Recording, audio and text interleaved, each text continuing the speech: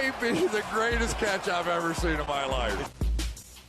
All right, guys. So I think it's about time for us to start kind of changing our mindset from going out there and just trying to look at this game week by week, because we didn't have that many data points to really understand how we were going to be able to go out there and take advantage of this 2020 NFL season. But by now, we are through 4 weeks. I think we do transition over to our mid-season strategy, and I think that I have 5 key ways that we are going to be able to go out there and get a major, I don't want to say a major advantage, but any advantage that we can get over our fantasy football opponents is definitely going to be worthwhile in a year that's just so crazy.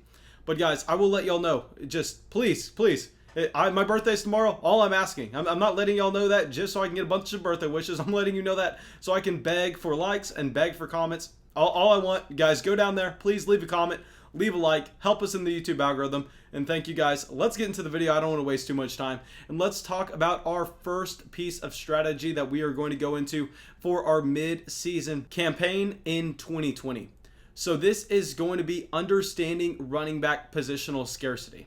So yes, while there are a ton of wide receivers getting injured in the NFL at the moment, we have to understand that the injury rate is, if not the same, if not higher at the running back position. And what that does is that's going to make us go out there and it's going to make us play horrendous running backs off the waiver wire. I mean, guys that you would never expect to be touching your fantasy football lineup. Like, I am getting questions in the live streams this week about Dearness Johnson. I mean, what are we talking about at the moment? And why this is happening is because just think about it. If the top 20 wide receivers in fantasy football get injured today, what happens? I mean, there is still a plethora of options to go out there because every NFL team is having 2 or 3 wide receivers at the very minimum run a significant amount of routes for them. So based on just the overall flat scoring of the wide receiver position, you are pretty much always going to be able to go to the waiver wire, find a guy like Greg Ward, find a guy like Russell Gage earlier on in the season, and be able to easily replace that wide receiver production that you may miss out on based on an injury. But now what happens when we see running back injuries to Saquon Barkley, Christian McCaffrey, Nick Chubb, Austin Eckler, Raheem Mostert? I mean, the wheels are falling off currently of the running back position. This is a position where we did not necessarily like a ton of options to begin with, and this is not even accounting for the fact that a couple of these running backs are just not performing even while staying completely healthy, like a Kenyon Drake. So what this is going to really incentivize us doing is it's going to incentivize us to hold as many of these running backs on our bench as possible, because we are going to be in desperate need for any kind of running back production that we can get. I think that players like Chase Edmonds, players like Tony Pollard, players like Alexander Mattison are going to have a ton of value in terms of just going out there and making sure they're on your bench, because if anything happens to the starter ahead of them, they turn into fantasy football gold. I mean, they turn into James Robinson, just a guy that you can go out there and you can really capitalize on the amount of value that they're going to be able to provide for you. So it really, our key thing that we are going to be doing while we go out there and see all these injuries across the NFL, while we see games that may be canceled due to COVID, we are always going to understand that you can go out there and you can find a wide receiver replacement on the waiver wire, while that's not going to be an option at the running back position. So please, hoard these running backs the best of your ability. I think that, yes, wide receiver depth is important, but it's not even close to running back depth, because we understand.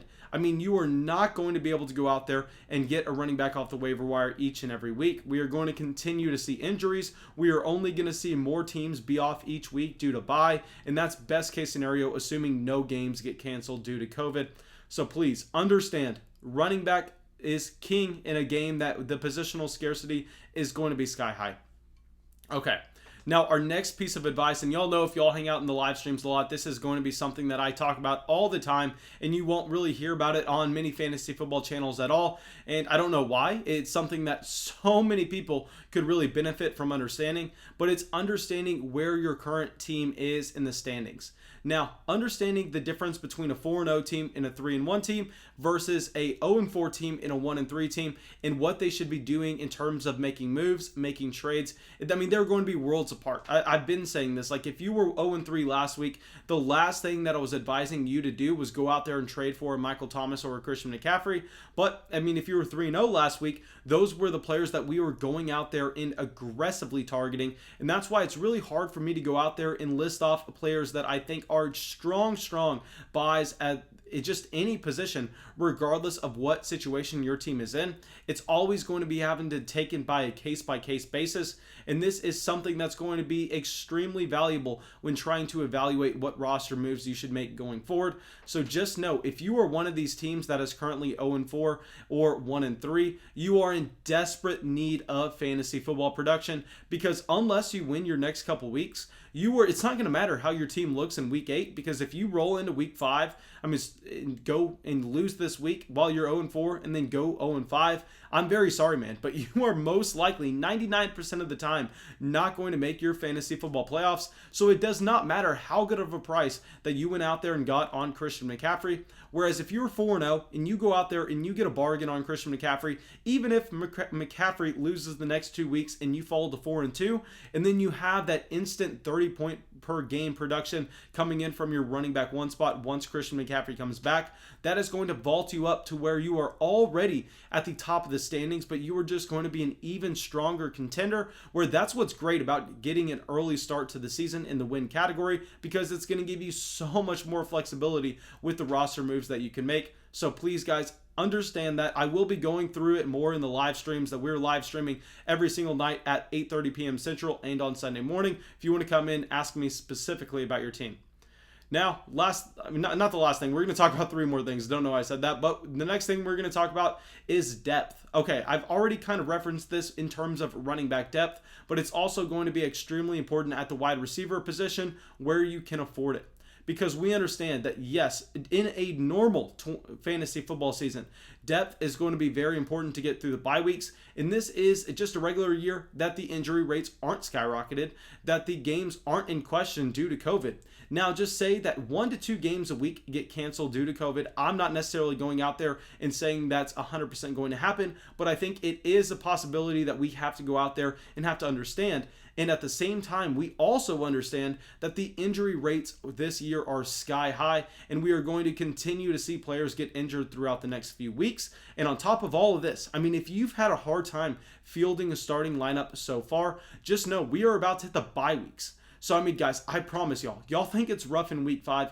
You better have some solid options on your bench going into week 7 and week 8, because it's about to get real ugly and depth is going to be critical. Okay, the next thing that we are going to have to make sure that we are on top of the rest of the 2020 football season is the waiver wire. And guys, I will let y'all know right now that this is the most important time to be active on your waiver wire, going out there and doing your scouting, making sure that you know who is available, making sure that you understand who the cuts on your roster are going to be. Because what's great about once you get into weeks 5, 6, and 7, people get lazy. I mean, it's not going to be everybody in your team, but there are going to be 1 to 3 owners in your team in every league that if they're 1-4, if they're 1-3, they are going to kind of stop looking at the waiver wire and they're going to go, you know what? I mean, it's whatever. I don't like fantasy football anyway, and they're just going to give up on the season. And what that's going to allow you to do is it's going to allow you to go out there and drastically improve your fantasy football team, because there's going to be less competition on that waiver wire. And if you can stay on top of the game, if you can go out there and keep your focus, you are going to have a massive advantage over your other league mates. If they slip a little bit, this is the most important time going through bye weeks to make sure you are on top of that waiver wire. Now, the last thing I will say is we need to go out there, and I think maybe at the beginning of the year, I took this into account a little bit too much just because we had such a small sample size.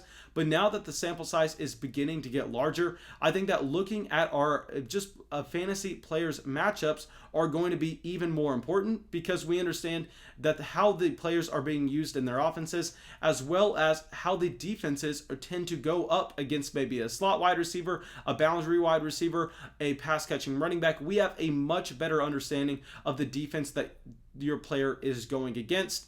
So I think now this is going to make start-sit decisions a lot easier, and it's going to be something that we have to make sure we are on top of, just like the waiver wire. These last two pieces of advice that I have for y'all is please just don't get lazy at this time of year, because I can guarantee you there are going to be players in your league that are going out there and kind of taking a step back. And as that happens, that's just going to open up a massive opportunity for you. Even maybe if you start the year 1-3, this is what could propel you if you just make sure you are constantly grinding that waiver wire and constantly going out there and evaluating your starting lineups schedules, because this is where the real fantasy football players go out there and they have an advantage. Everyone at the beginning of the year is extremely invested into their teams, and then slowly by slowly people begin to fade away. And guys, I will promise you right now, if you stay strong, you are going to have an edge over your opponents.